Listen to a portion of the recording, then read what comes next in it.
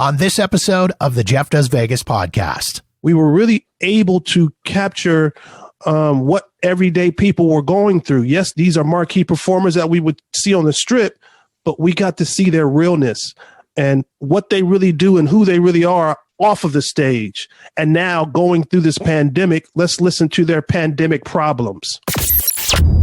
In Spanish, its name means the Meadows.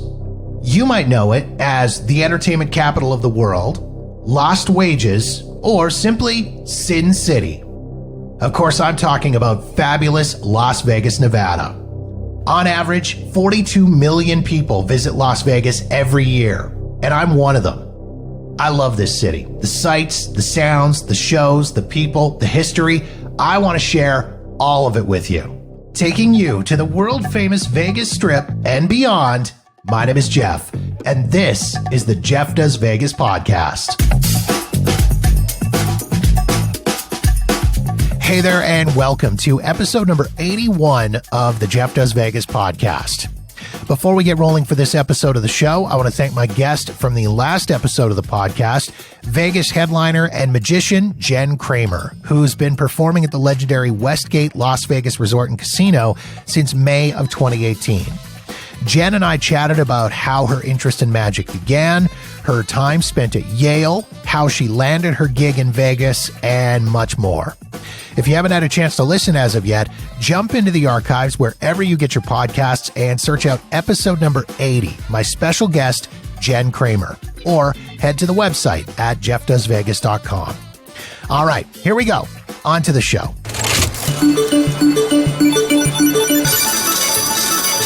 Only twice in recent history has Las Vegas seen a so-called shutdown of the famed Vegas Strip. Back in November 1963, several casinos closed their doors for a National Day of Mourning after the assassination of U.S. President John F. Kennedy. That closure lasted about 17 hours, and even then, not all casinos took part, and several only shut down their gaming areas for the duration of the funeral, or about 3 hours. It would be 57 years before it happened again, and that more recent shutdown would last much, much longer. Due to the rapid spread of the COVID-19 virus, Nevada Governor Steve Sisolak issued a directive ordering a month-long closure of all non-essential businesses, as well as a freeze on all gaming and gambling to begin as of March 18th, 2020. This essentially brought the city to a screeching halt. Restaurants and bars were closed, casinos and hotels and resorts completely shut down, and entertainment across the city went dark. Vacationers who were in Las Vegas for St. Patrick's Day celebrations were forced to either find alternate accommodations or pack it in, cut their trip short, and head home. Originally slated to last 30 days, this shutdown ended up being almost 90 days long. To say the effects of the closure were devastating for the people who call Las Vegas home would be the understatement of the century.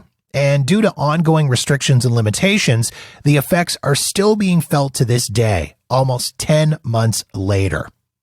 My guest for this episode of the podcast is C. Reggie Rogers, the managing partner and director of entertainment for Connoisseur Entertainment and Action Shot Productions. Reggie and his team are behind a new documentary called Closed for Business, which gets up close and personal with the people who've been hit hardest by COVID-19 in Las Vegas. It features interviews with entertainers, government officials, and many others who felt the impact of COVID-19 in one way or another. Please enjoy my conversation with C. Reggie Rogers.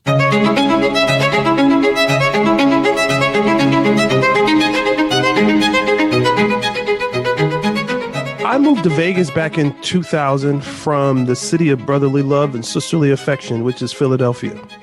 So to go from Philadelphia, brotherly love, sisterly affection, to Sin City, of course, that's kind of somewhat of an oxymoron. Two totally different extremes. So what prompted me, though, to move to Vegas is my dad, who I always say was my hero. He died in an automobile accident in 2000. And those of us who've watched Rocky, where Rocky ran up the stairs, that's called the Philadelphia Art Museum. That's where my dad had an accident right in front of the Philadelphia Art Museum. He had a heart attack at the wheel, ran into the back of a cargo truck, and transitioned. And so it was just a little tough for me. It was the burden was just too much for me to remain in Philadelphia. Everything kept reminding me of my dad. So I moved to Las Vegas in 2001, actually. And so of all the places that you could have picked in the U.S. to go, why Las Vegas? Was it just a case of it was so different from Philly that you were looking for that much of a change, or was there something specific there for you? Actually, I wanted to go to Southern Cal, but when I looked at the Southern Cal prices, I didn't want to go to a place where I was just surviving and not thriving. So back in 2001, I was at the heel of, I just put out a book that was doing really, really well. So I've always been in the public's eyes, either a motivational speaker, author, writer. So I put a book out in 2000, but 2001, I was doing a lot of the talk shows, radio shows all across the country, talking about this book. I did the Mother Love Show. I did a myriad of talk shows. And so it just did well. So I could pack up and go wherever I wanted to go based off of I was my own boss. I had, income coming in through the work that I was doing. So I chose Vegas because Vegas at that time was the fastest growing city in America at that time. Cost of living was extremely reasonable. And if I wanted to get to Southern California, I could get on a flight and be there in 46 minutes exactly. And if I drove it, I could do it in 3.5 hours. So at my thinking was I can get the best of both worlds. Vegas, LA. But then after I just made an assessment, where else was I going to go where there was no earthquakes, no hurricanes, no tornadoes, no snowstorms, very little rain. We had no insects. We didn't have to pay state taxes. You had incentives if you were a business owner. So Vegas fit that mold. And so that's why I selected Vegas. So flashing forward now to present day, I wanted to talk to you about this documentary that you are working on, Connoisseur Entertainment, Action Shot Productions coming together for Closed for Business, telling the story of Las Vegas through the COVID-19 shutdown. What really inspired you to want to put this documentary together and get these stories out? Let me acquiesce just a little bit so that I can tell you how Connoisseur and Action Shot Production teamed up. Because even through the relationship coaching, I was asked to tape a talk show for a young lady, and Steven Sibo was going to produce it and do the camera work for the talk show. So I initially reached out to him and called him about the show, and I met with him. So the first day that he and I met, we had a lot of synergy. He was a really good guy. We just connected, right? So when I came to do the talk show, we still connected in our own way. I was doing the talk show, but some way or another, I could see or sense that he was saying, this is not a fit for you. Some way, somehow, I felt his energy, right? And so afterwards, we did communicate, and he says, listen, we should connect and do something. So we came back, we put together a plan to let's do a show about me doing my own. But in the midst of that, we decided we should just join forces. We should become Connoisseur Entertainment, Action Shot Production. We should join forces because, he brought the technical aspect, he brought the production aspect, but he knew that I knew other people that was in the business and that I knew the business, but I didn't know that aspect like he did. So we just joined forces. So while doing that was probably in January, February. But then sometime late February, we both had this concept of idea. We said, man, we should shoot a documentary after this COVID started. This is when we were we had strict orders to stay home. But he and I decided we're going to go get into the trenches while everybody else is supposed to be home. We're going to shoot this documentary. We're going to go get this footage. We're going to go get the strip when it's barren. Nobody's there. Who would have ever thought? Nobody would ever see the strip that nobody's on the strip. You don't have a large number of bodies walking the strip as we're accustomed to seeing. There's not a mass of people. It's a mass exodus. No one is there. So we should cover this. And so this is what we decided to do. And we got out in March. We were getting the footage of Vegas with no attendance, no conferences, no seminars, no trade shows, no conventions. So consequently, there were no tourists. But we ideally wanted to zero in on the strip being closed for business, no performers performing, no entertainers entertaining. How can this be the entertainment capital of the world and there's no entertainment? So our idea was to go get the entertainers and talk to them. How does it feel not being able to perform on what is the most iconic street in the world, the busiest street in the world, and there's no performing going on? So that was our concept.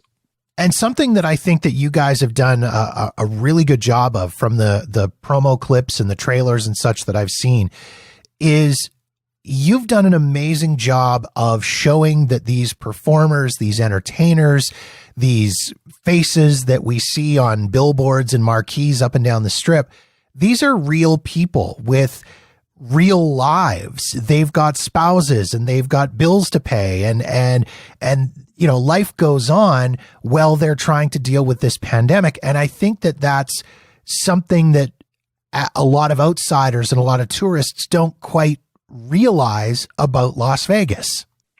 We really wanted to get into the heart of the matter as it related to what the key essence of what they were really feeling. That was our objective. And even in the midst of, we were one of the DJs from the strip, or well-known DJ, he caught COVID. We were able to get footage of him at the hospital, which was unheard of. We were able to get the footage of him being in the hospital. He was in the hospital for something like 40 plus days. He really struggled because he had other underlying issues prior to catching COVID. So it was a question of whether he was going to really make it or not. So we got him when he was healthy before COVID. And then after getting his footage for the documentary, after getting COVID, we were able to capture that footage of him being in the hospital. So we felt like we were really able to capture like you said, everyday people were going through. Yes, these are performers that we either see in the cirque shows. You know, these are marquee performers that we would see on the strip, but we got to see their realness and, you know, how they really, what they really do and who they really are off of the stage. And now going through this pandemic, let's listen to their pandemic problems. And I know one of the folks that you spoke with was Yvette Clutterbuck, who is married to Jimmy Denning of Tenors of Rock. That's correct. For those who don't know, Jimmy contracted COVID very early on in the pandemic. Jimmy was a guest on the podcast here back over a year ago. And Jimmy and I have stayed connected throughout the whole thing. He's become a very good friend of mine. But to see Yvette talk about the health struggles and the concerns as to whether or not Jimmy was even actually going to survive this thing, compound that with the financial struggles of not being able to work, not being able to perform, it's heartbreaking to see. You're absolutely correct. And another thing that we felt we captured too, because even in the midst of all of that, our unemployment, people who should have been in a position to receive unemployment did not, because the system had so many flaws. There were people who were waiting for unemployment, even today still has not received. And then there were people who they strung along for months and months and months just to find out later that they were disqualified. So here these people are who work, they're accustomed to receiving pay, and now they're getting no pay. They can't get unemployment. And so how are they going to make it? Yes, as people look and they see these names on the marquee, they see these people on the billboard, they see these faces on a billboard, but that doesn't equate to that they're rolling in money. You know, they're advertising for a show, but that doesn't mean that they're rolling in money. So now we get to the heart of the matter and really find out how these people are surviving during the pandemic, because like you, myself, and others, who would have ever thought that for 90 days the casinos would be shut down? And we're still not operating to any type of full capacity. Shows are still not up and running, maybe a minuscule amount, but not to what we're accustomed to. So it's still going on. They're still have to figure out a way. How do they serve? How do they continue to survive? Do we go get other jobs? Do we leave Vegas? These are real questions, and these are probably things that they're pondering in their mind. So it's a lot happening. I want to come back to the whole being shut down for 90 days thing, because in my mind, it's insane that it was that long.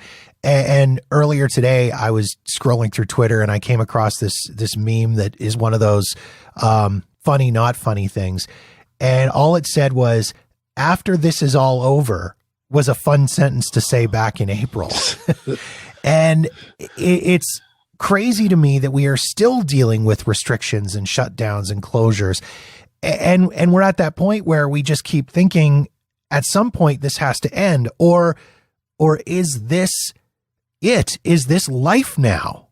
Sir, I am a victim of everything that I'm saying to you. That's why I feel like this documentary is so personal for me and for Stephen as well, because I'm used to being on the road.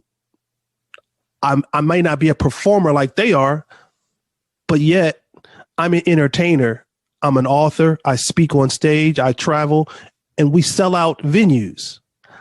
The last time that I've been up on a stage to do what I do was Valentine's week. I was in Jacksonville. I was in Macon. I was in Tulsa and Atlanta. When I came home, that's it. Nothing since February. Okay. So unemployment for me strung me along for months and months and months and months and months, only to find out disqualified. Nothing. So when we're talking to these entertainers, I can relate. I totally can relate, and I understand, because, just by the grace of God, we're doing what we're doing and able to, function as well as we have been able to function. But these are real dilemmas, real issues. Life has been disrupted as we know it. And I don't even know, like you said, the question is, when do we go back to any normalcy? Will there ever be any normalcy? Will we ever even be able to go back to do what we are accustomed to doing? We mentioned a little bit earlier, chatting with Yvette Clutterbuck and Jimmy Denning of Tenors of Rock. Who were some of the other entertainers that you were able to reach out to get involved with the project? Yeah, we've got a great cast with, Kim Whitley, actress, comedian. We got Kim in there because she was on that tour called The Ladies of Laughter, and it was scheduled to be in Las Vegas. And of course, it was canceled. So we reached out to Kim to talk about what she felt about not being able to come to Vegas to perform because of Vegas being closed for business. And we've got some great footage from Kim Whitley. She's been in a plethora of movies. Anybody that knows who Kim Whitley is, movies. She had her own sitcom. She had a show on OWN Network called Raising Whitley. That was a very successful show. Then we have Jennifer Romas from the show Sexy. Talk to her. Those that live in Vegas, Jennifer's a pillar here. Lots of people know. Great show, Sexy. And then we have Joe Cortez. Joe Cortez is a Hall of Fame boxing referee. He's refereed some of the largest fights that have ever happened in Vegas. So that's still the Strip. And we were able to talk to him about boxing not being able to come to Vegas. We've got great footage from Joe Cortez. Then we have Mariah Rivera. She's one of the leads in Fantasy. DJ Miguel, he's the one who caught COVID as well. So he's in the documentary. This entire situation is frightening to me for so many different reasons. I mean, the fact that there are people out there who still don't believe that this is a real thing, that this is having any kind of effect on people, that it's some kind of major conspiracy, that stuff just absolutely blows me away. And I don't really want to get into that here because I don't feel that this is the venue for that discussion, but I'm happy that you guys are telling these stories so that people can see that, yes, this is having a real effect on real people. And I think what's extremely sad, Jeff, is the fact that these are major shows. You know, we were talking about some of the other characters who are in the documentary. We have a lot from the Cirque shows. We have quite a few from the Cirque Day, and you know they probably won't ever come back. From my understanding, Cirque has filed bankruptcy and they're through. I don't know that they'll ever come back. So that's something that you just would never think that would ever happen. We had a show that came back temporarily, but then they end up shutting it down. The show that came back temporarily was Absinthe. Love Absinthe. It's a great show. One of the best shows I've ever seen. Spiegel World are such amazing producers and have done such a great job with shows like Absinthe and Atomic Saloon and Opium. And I know that Spiegel World busted their asses to try to keep Absinthe up and running, but with restrictions coming in and then the further restrictions coming in, I'm assuming it's not financially viable for them, because I think a lot of people don't understand the mechanics of how these shows are run and how the ticket sales are handled, and the fact that these shows, the producers have to cover a lot of the costs themselves. When you start chopping up the audience into such small groups, it's not financially viable for them to continue to run. I agree. I don't think people understand the dynamics of what it really takes to pull off a show and to put a show, you know, together and to put it on so that people can actually see it. We get to sit and celebrate, you know, and say, oh, great show. But everything that it takes to get that show up and running, even the night of, people that are in the ticket sales and how the ticket sales go. You know, you have to sell a certain amount of tickets to get to a break-even point. So if I don't sell that amount tonight, then I'm hoping I do it the next night, so that, you know, maybe Friday's the best night or Saturday's the best night. So then hopefully we'll double ticket sales or triple that night just to make up for what we didn't do Tuesday or Wednesday. Oh, it's a whole lot going on behind the scenes. And now you're saying we only can have a 25% capacity? You cannot run a show. You know, the price points don't match with the salaries. And to try to keep everybody working, because not only the people that you see on stage, you have stage hands. You have people that are not on stage that you still have to factor into the equation. So there's a lot going on, you know, even behind the scenes, and it's just tough. So I really feel for these entertainers that can't entertain and the performers that can't perform. Steven and I, we both feel for them. That's why we really wanted to do something to highlight, you know, what Vegas is going through, and particularly entertainers and performers. Reggie, you've been in Vegas for a long time now. You've been there since 2001. You've seen things climbing through the early 2000s. You've seen the downturns and the busts in 2007, 2008. You've seen the good. You've seen the bad. In your own sort of non-expert opinion, what do you think the chances are of Vegas making a comeback? I know it's a resilient city. I know it'll get there eventually, but what are your thoughts on Vegas making a comeback? And do you have any thoughts or guesses on a timeline for when things will finally be back? Well, here's the numbers actually, from the 2007, 2008, when we had the Great Recession. There were 147,000 jobs that were lost during that period. That's a lot of jobs. Okay. We were just getting back on our feet in 2019 from that. Wow. So that's 147,000 jobs lost. So let's say that's almost a 10-year period, basically. Mm-hmm. So we were just starting to get back to some normalcy where the economy was starting to boom again. So to answer your question, I believe it's going to take some time, but Vegas is definitely resilient. We like to use the moniker Vegas strong. Vegas is definitely strong, but it's going to take some time because we lost more than 147,000 jobs this time. casinos were closed this time for 90 days. Casinos weren't closed in. We just didn't have people come into the city, but at least casinos, hotels were still open back then. Maybe they had to discount the prices of but we're talking about they literally closed this time for 90 days on top of all the jobs that have been lost. So yes, will we come back? Sure. How long? I have no idea, because we're talking about a lot of layers here. So it's going to take a little while. Especially too, when you take into account the restrictions on travel that have come into place, whether it's, requirements for testing to go into the U.S. or come out of the U.S. and go home, or just outright border closures. You've lost visitors from Canada, you've lost visitors from the UK, you've lost visitors from China and from Japan. That's either close to or more than 50% of the annual visitorship to Las Vegas. I just read an article. We lost CES. That's the biggest trade show in the world. CES has now gone digital. We would have had that this month. We lost that for the year of 2021. Do you know how much that brings to our economy annually? $300 million. And that's one trade show. That's one trade show. So we have no trade shows coming. We lost a rodeo. Went to Texas this past November through December. That's huge for us. So we had no trade shows, no conventions, no conferences.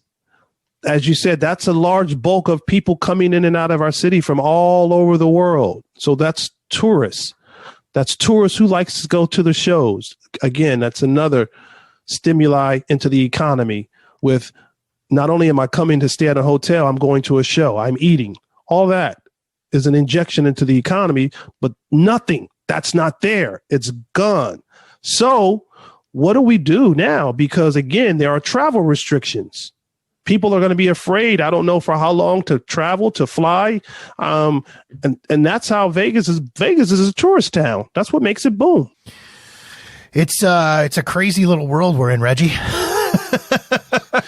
It is. Jeff, if you and I could come up with an answer and put it in a bottle and sell it right now, we'd be mega, mega rich. We could just come up with a cure-all that just says, okay, this is it. It's going to do away with everything we'd be rich. We don't know though. We got to work on that. We got to get working on that, Reggie. The documentary, when can people see it? Where can people see it? How can people get their hands on it? And more importantly too, how can people help get this documentary going forward? Yeah, that's huge for us right now. We're in the Indiegogo stage. I don't know if you're familiar with Indiegogo, but Indiegogo is for independent filmmakers. It's kind of like a GoFundMe for independent filmmakers. So we're in that stage. And so we're looking to probably allow the documentary to launch sometime late February, early March. We don't have a exact date as of yet because we want to get through this Indiegogo campaign, but the trailer is out, as you've seen. So we're looking forward to getting this. We don't want to rush it. We want to make sure that we get it and we're still being able to capture, because it has gotten worse. Mm-hmm. So we're still able to capture, and we don't want to be the bearers of just bad news. We don't want to give a sad indictment. We want to be able to also be the bearer of good news, and so we create some optimism moving forward. That there is still, Vegas still has a lot to look forward to. We just built a new stadium. There's still a lot of construction, a lot of building going on. So we've captured that too. Well, Reggie, I wish you guys the greatest luck and the best of fortunes with this documentary. I'm looking forward to seeing the finished product, and with any luck at some point, I'll be able to actually make it down to Vegas, and you and I can get working on our solving the world's problems. There it is, Jeff. I'm going to hold you to it. We're going to make it happen. Thanks so much for coming on, Reggie. Thank you, sir.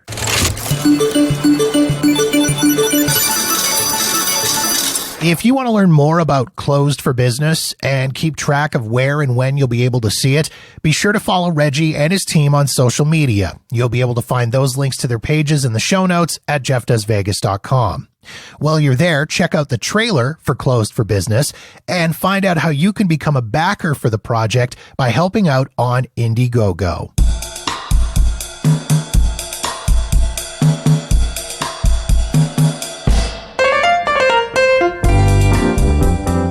And that wraps up yet another episode of the podcast.